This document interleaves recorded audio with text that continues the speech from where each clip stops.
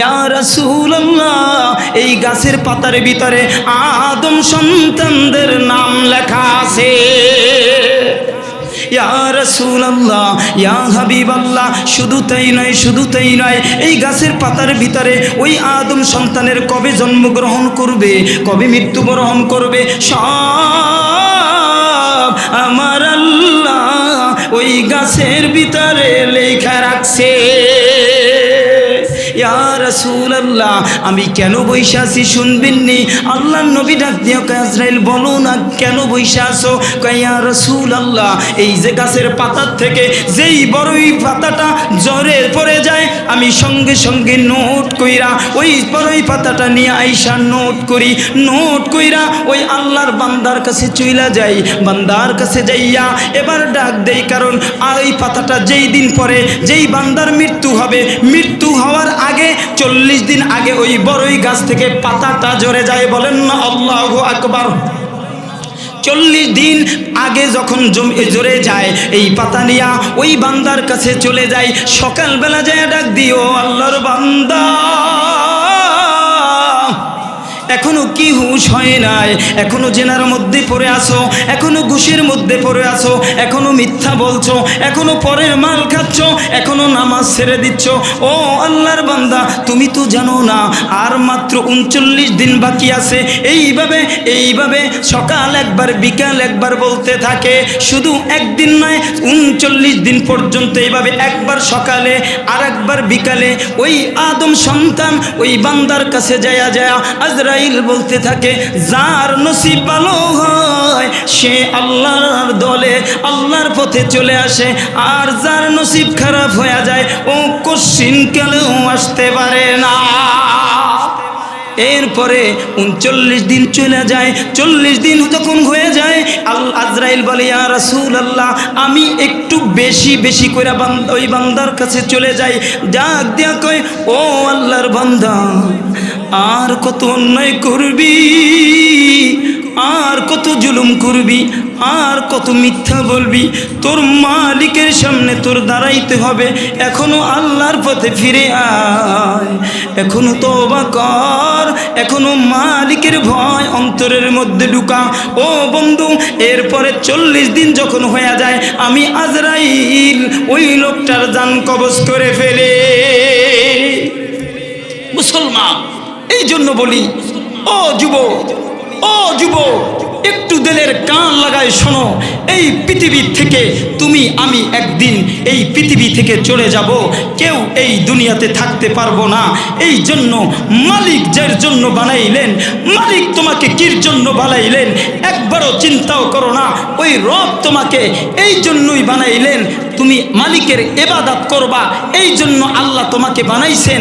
অথচ সেই ইবাদত থেকে মুসলমান আজ দূরে সরে গেছে। ঠিক না বেঠিক? আওয়াজ দিয়ে বলবেন হুজুর, ইবাদত তো আজকে কয়েক প্রকারের হয়ে গেছে। ও মুসলমান, আজকের মুসলমানের নামাজের দিকে তাকাইলে এমন একটা অবস্থা হয়ে যায়। ও বন্ধু, মুসলমান আজকে একটা অবস্থা হয়ে গেছে, জুমার নামাজ অনেকে পড়ে কির জন্য জানেননি? সমাজের লোকরা যদি জুমার নামাজে না যায় তাহলে সমাজের লোকেরা কি বলবে, এই জন্য অনেকে জুমার নামাজ পড়ে। ঠিক না বেঠিক? আওয়াজ দিয়ে বলে। এবার আসেন, এই যে লোকেরা বলবে দেখা জুমার নামাজ পড়লো, এটা কি আল্লাহকে খুশি করলো না লোকের ভয়ে করলো? আমার কথা বুঝেন, আল্লাহরে খুশি করলো না লোকের ভয়ে করলো? আল্লাহ। অথচ নামাজ আল্লাহ কত সুন্দর বলছেন, ও দুনিয়ার মানুষ শোন, আমি রব তোমারে একমাত্র ইবাদত করার জন্য বানাইছি। ওমা খালাকতুল জিন্না ওয়াল ইনসা ইল্লা লিয়াবুদুন। একমাত্র কেবলমাত্র আমি রব তোমাকে আমার ইবাদত করার জন্য বানাইছি। ওই ইবাদত মুসলমান আজকের কেমনভাবে দূরে সরে গেছে।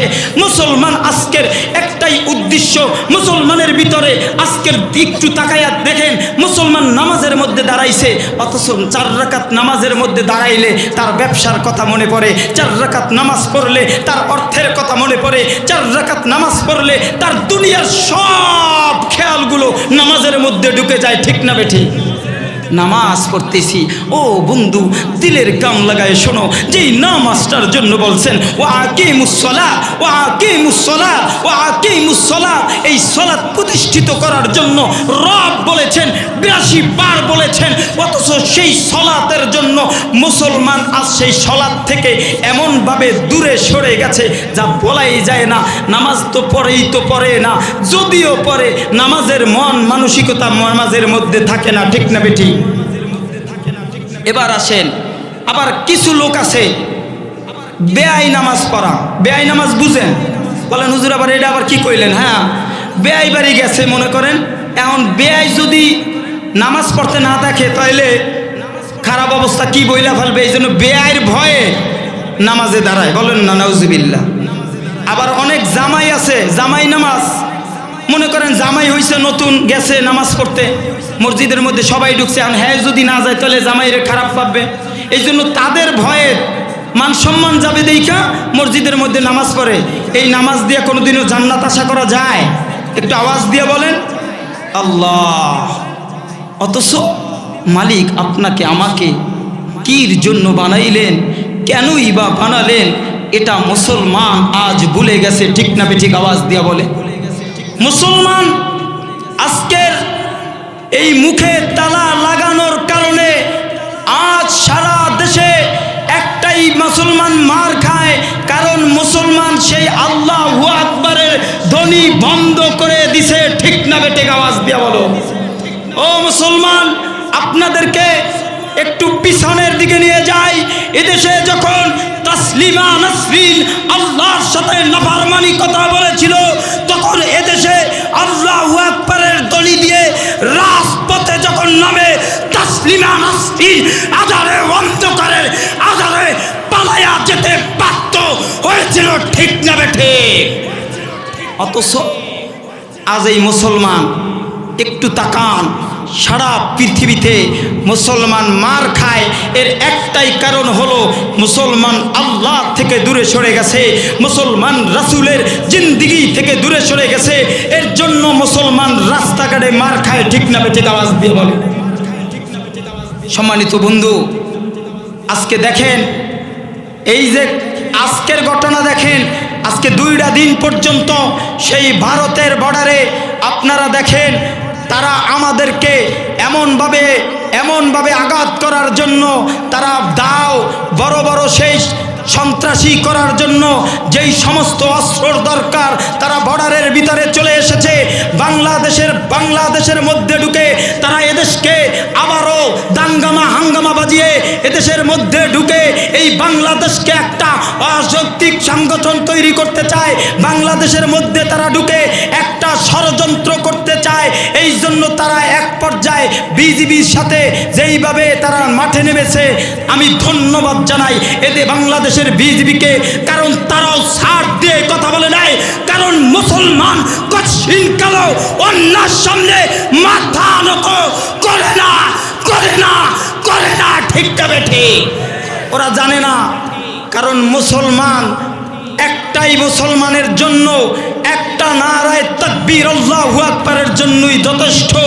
ওরা যতই চেষ্টা করুক না কেন, এই বাংলার জমিনের মুসলমান, এদেশের মুসলমান শহীদ হওয়ার জন্য প্রস্তুত আছে, ঠিক না বেঠিক? আওয়াজ দিয়ে বলে। ওরা মনে করছে আমরা যদি তাদেরকে ভয় দেখাই তাইলে হয়তো তারা আমাদের সাথে হাত করে আবার সেই ষড়যন্ত্র করে সেই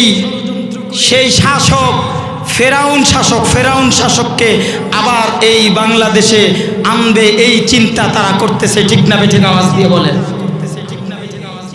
আপনারা অবাক হবেন, বলবেন হুজুর কেন কথাগুলো বলি? শুনেন, আপনাদেরকে মেসেজ দিতে চাই।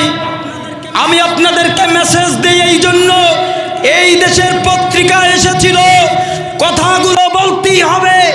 এই গাজীপুরের মধ্যে ড্রেন নষ্ট হয়ে যাওয়ার পরে এই গাজীপুরের ড্রেন থেকে অনেক বিপুল পরিমাণ এদেশে কন্ডম বের হয়েছিল। আওয়ামী লীগ সরকার 15টা বছর ঢাকা অলি গলি হোটেলগুলোতে দেহ ব্যবসা আক্রমণ করেছিল, ঠিক না বেঠিক? আওয়াজ ওরা এদেশে দেহ ব্যবসা করে, ওরা এদেশে দেহ ব্যবসা করে আমাদের এই দেশটাকে একটা নষ্ট দেশ করতেছিল, ঠিক না বেঠিক? আমি আপনাদেরকে বলতে চাই, এই বাংলার জমিনে, এই বাংলার জমিনে মুসলমান আপনার কানে এই আওয়াজটু নেবেন, আগামীর বাংলাদেশ কোরআনের বাংলাদেশ, আগামীর বাংলাদেশ ইসলামের বাংলাদেশ গড়ার লক্ষ্যে কারা কারা রাজি আছি? মালিক রে হাত জাগায় দেখায়, নারায়ে তাকবীর, নারায়ে তাকবীর। আল কোরআনের আলো, আল কোরআনের আলো, আল হাদিসের আলো, নারায়ে তাকবীর। শুনেন, যদি আপনারা এদেশে কোরআনের শাসন নাই করেন, মনে রাখতে হবে, মনে রাখতে হবে এই বাংলার জমিন আপনারা যেইভাবে এখন সুন্দর মতন বসছেন, আর এই মাহফিলে বসতে হতো না।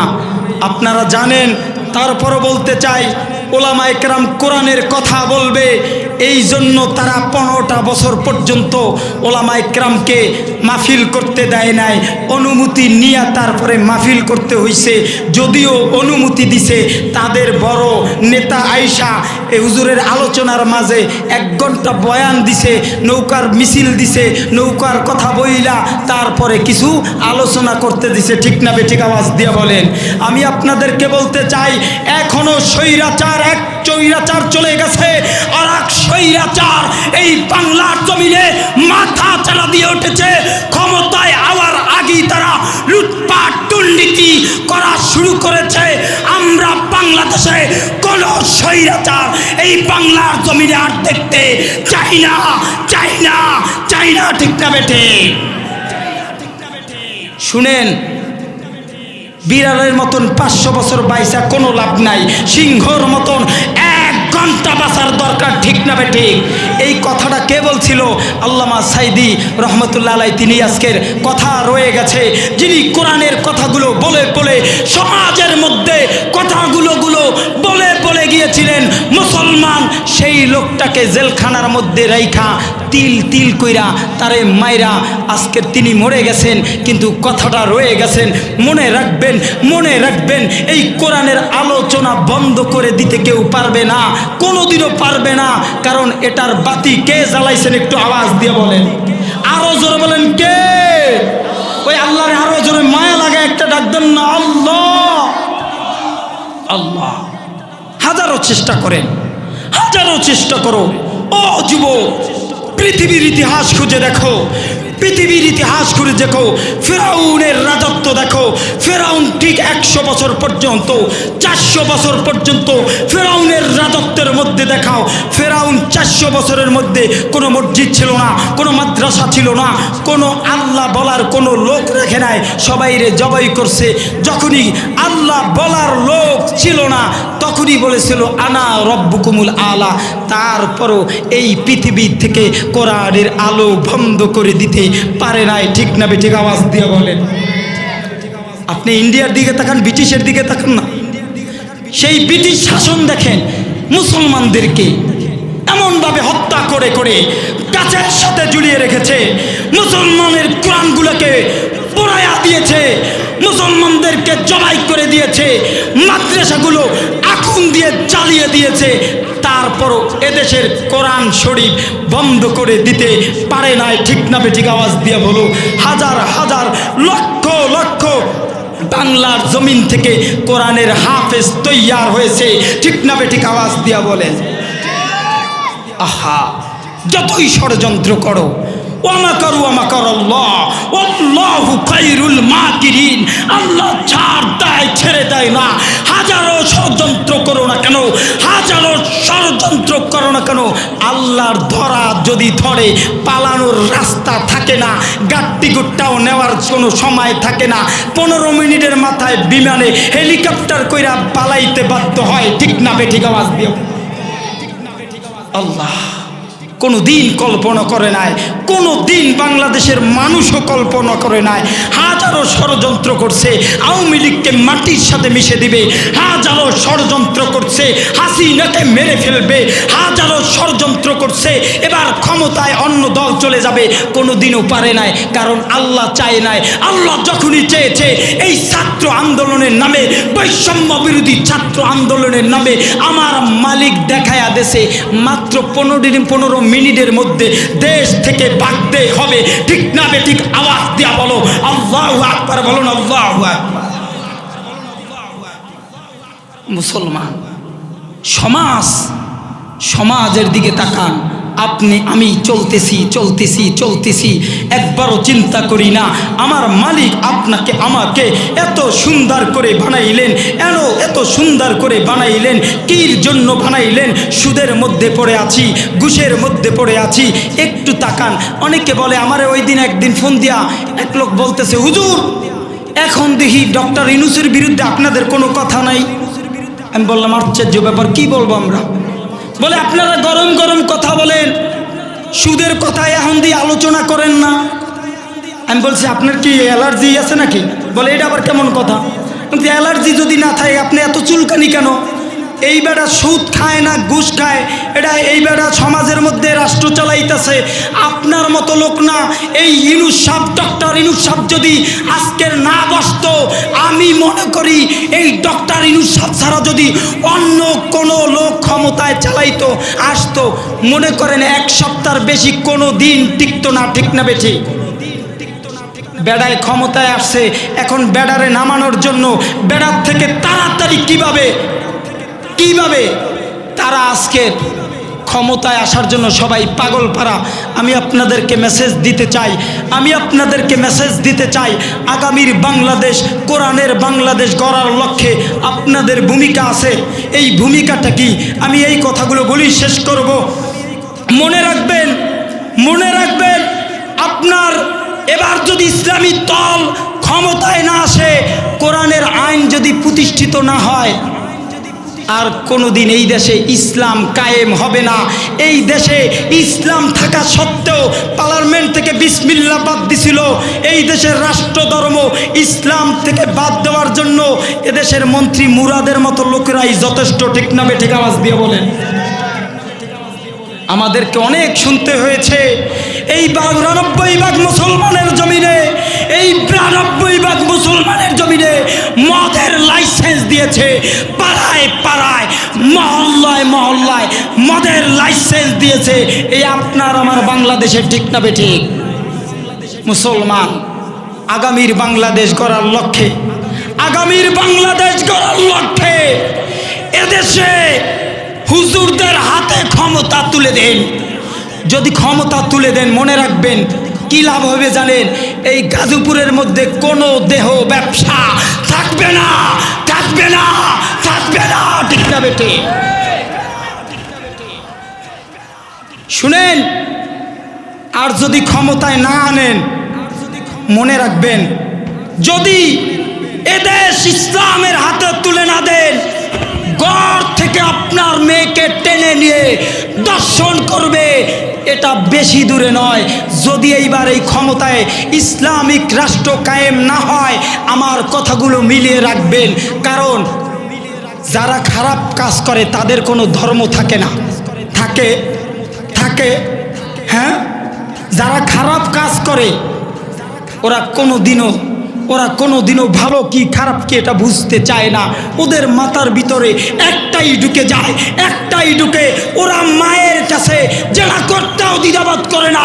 ইয়াবা খাওয়ার পরেও শেষ চলে যায়, গাঞ্জা খাওয়ার পরে শেষ চলে যায়। মার সাথে জেনা করতে, বোনের সাথে জেনা করতে এক বিন্দু পরোয়া করে না। ঠিক না বেঠে?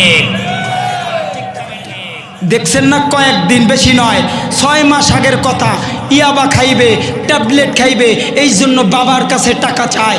বাবা টাকা না দিতে পাইরা বাবার কাছে যখন এইভাবে চাইতে খায়, বাবাকে মারতে মারতে এক পর্যায়ে বাবাকে বলছে, যদি জমি বিক্রি করে না টাকা এনে দাও আমি তোমারে মেরে ফেলবো। বাবা কি করছে জানেননি? বাবা চিন্তা করলো, আমি জীবনে কোনোদিন অন্যায় করি নাই, আমার এই হালাল টাকার সম্পদ দিয়া যদি আমার সন্তান মদ খাইবে, ট্যাবলেট খাইবে, ইয়াবা খাবে, এটা আমি কচ্ছিলকালে হতে দিতে পারি না। বাবা নিজের সন্তানকে নিজে জবাই করে দিছে, দিয়া থানায় গেছে, গিয়া বলে আমি আমার সন্তানকে মেরে ফেলছি। মারার সময় সন্তান বলছিল, বাবা আমারে আর মাইরো না, চাইনিজ কুড়াল দিয়া কোপ দিছে, পত্রিকায় আসছে, আপনারা জানেন। সেদিন ছেলে বলছিল, বাবা আমাকে ছেড়ে দাও, আমি আর মদ খাবো না, আমি আর ইয়াবা খাবো না। কিন্তু বাবা বলছিল, জবাই তো করছে, কোপায়া নির্মমভাবে ছেলেকে দুনিয়ার থেকে বিদায় দিয়া বলছে, হায় রে, আমি আমার নিজের টুকরা, নিজের কলিজার সন্তানকে দুনিয়া থেকে বিদায় করে দিলাম, তারপরও আমার সন্তানকে খাড্ডায় বিলিয়ে দিবে, এটা আমি হতে দিতে পারি না। এই জন্য বলতে চাই, এই জন্য গাজীপুরের যুবকদেরকে বলতে চাই, এই জন্য গাজীপুরের মুসলমানদেরকে বলতে চাই, এখনো সজাগ হন। আমার কথাগুলো আপনাদের খারাপ লাগতে পারে, কিন্তু একটা কথা মনে রাখবেন, এইখানে কথা যদি আমরা সঠিকভাবে না বলতে পারি, কারা বলবে, কারা আপনাদেরকে দিনের দাওয়াত দিবে, কারা সঠিকটা তুলে ধরবে? এই জন্য কোনো বাতিলের সামনে অন্তপক্ষে আমি মাথা নত করি নাই। আওয়ামী লীগ সরকার আমারে দৈরায় কয়েকবার নিছিল, একটাই কথা বলেছিলাম, যদি মরতে হয় জেলের মধ্যেও মরবো, যদি মরতে হয় রাজপথে মরবো, অন্যার সামনে মাথা নত করতে পারবো না। এই জন্য উদাত্ত আহ্বান জানাই, যেহেতু হজরত চলে আসছে, আমার মহব্বতের ভাই, অত্যন্ত সুন্দর আলোচনা করবেন, আপনারা শেষ পর্যন্ত আলোচনা শুনবেন। আপনাদেরকে এই মেসেজ দিলাম, শুনেন। আপনি আপনার ঘরকে ঠিক করবেন। এখানে যেই কয়জন লোক আছেন, কারা যারা আগামী দেশ, ইসলামের দেশ দেখতে চাইবেন, তারাই শুধু আল্লাহকে হাত জাগায় দেখাবেন। যারা ভোট দিবেন না, আলেম সমাজকে ভোট দিবেন না, তারা হাত জাগানোর কোনো দরকার নাই। কারা চাই এই দেশকে ইসলামের রাষ্ট্র কায়েম হোক, এদেশে কোরআনের রাষ্ট্র কায়েম হোক? তাকবীর দেন না, তাকবীর দেন, হাত নামান। শুনেন, আপনাদের উদাত্ত আহ্বান জানাবো, কেমনে এদেশের কোরআনের রাষ্ট্র কায়েম হবে। এই জন্য আপনার ভূমিকাটা কি, এই কথা বলেই আমি বিদায় নেব। আপনার ভূমিকা হইল, শুনেন, আপনার ভোট নামক একটা নিয়ামত আছে। আপনি কাকে এদেশের কার হাতে এই ভাতটা তুলে দিলেন, এই ভোটের মাধ্যমে এদেশের কোরআনের আইন প্রতিষ্ঠিত করতে হবে, ঠিক না বেঠিক? এই জন্য আগামীর দিনগুলো কোরআনের হাতে তুলে দেন, আগামীর দিনগুলো ইসলামের হাতে তুলে দেন। মুসলমান একটা কথা মনে রাখবেন, ইসলামের হাতে তুলে দিলে এদেশে জাকাতের যদি টাকাটা ঠিক মতন বাধ্যতামূলক যদি মুসলমানরা দিত, এদেশে কোনো মানুষ গরিব থাকতো না। ঠিক বাড়ি যাইয়ে কইন, ইসলামের আইন যদি প্রতিষ্ঠিত হয়, এই গাজীপুরের মধ্যে মিনিমাম 5,000 বড়লোক বের হবে, যাদের টাকায় আরো 10 লাখ লোক চলতে পারবে, ঠিক না বেটি? বলেন হুজুর, আমি তো মনে করি আমারও যদি এদেশের, আমাকে যদি 1 সপ্তাহের জন্য এই গাজীপুরের মধ্যে যদি আমার 1 সপ্তাহের জন্য আমার কোনো প্রশাসনের দায়িত্ব দিত, আমি সর্বপ্রথম এদেশে আইসাই এদেশের 5টা কাজ করতাম। এদেশে যারা জেনা করত, সাথে সাথে বাইতুল মুকাররম নিয়ে তাদেরকে সাথে হত্যা, কোনো কথা নাই। আগামী পরের দিন জেনা বন্ধ হয়ে যেত। যদি আমাকে এই রকমের দায়িত্ব দেওয়া হইতো, এদেশে চুরি বন্ধ হয়ে যেত, যারাই চুরি করবে তাদের হাত কাইটা দিত সাথে পরের দিন চুরি বন্ধ। এদেশের দুর্নীতি যারা করত, আমাকে যদি দায়িত্ব দেওয়া হইতো, মাত্র 7 দিন, বেশি লাগবে না, 7 দিনের মধ্যে এই সমাজ থেকে সকল খারাপ অন্যায় বন্ধ করে দিতাম। কারণ হলো এদেশে এই পেট খাইতে এমনি হয়ে গেছে। এক একটা দেখেন না, বড় বড়, নাম কইলাম না, পেট আগে দৌড়ে এরকমের করে। আমি তো আর দেখাইতে পারি না, আমার পাতলা শরীর তো। মজার ব্যাপার হলো আমি একদিন সফর করতেছিলাম, যাচ্ছি চট্টগ্রাম মাহফিলে, তো এক পুলিশ সার্জেন্ট আমার গাড়ি আটকাই দিছে। আমি সালাম দিলাম, বলে না না আমার স্যারে আপনার কাগজ দেন, নিয়ে যাইতে বলছে। আমি বলছি আমার সময় নাই, আমার মাহফিল ধরতে হবে। কয় না আপনি গাড়ি সাইড করে। তো এইরকম করে পেটে এত বড় আইসে সালাম দিচ্ছে, হুজুর আসেন নামেন। আমি বলছি আমার একটা মাহফিল আছে, আমার একটু ছেড়ে দেন। আমার সব ঠিক আছে। এরপরে দেখা বলতেছে, হুজুর কিছু খাওয়াবেন টাওয়াবেন না? আপনারা বুঝছেন, হুজুর কিছু কি খাওয়াবেন না? আমার গাড়ির কাগজ ঠিক আছে, সব কিছু ঠিক আছে, আমি গাড়ির থেকে নামবো না, এই জন্য তাই বলতেছে আপনারা কিছু খাওয়াবেন টাওয়াবেন না। এটা আপনাদের সমাজ, এটা আপনাদের সমাজ। আমি আপনাদেরকে যদি কোনো কষ্ট দিয়ে থাকি, আল্লাহর রাস্তায় আমাকে মাফ করে দিবেন। আমি কেন এই কথাগুলো বলছি জানেন? আমরা যদি না বলি কারা বলবে? এই পথ থেকে ফিরে আসতে হবে।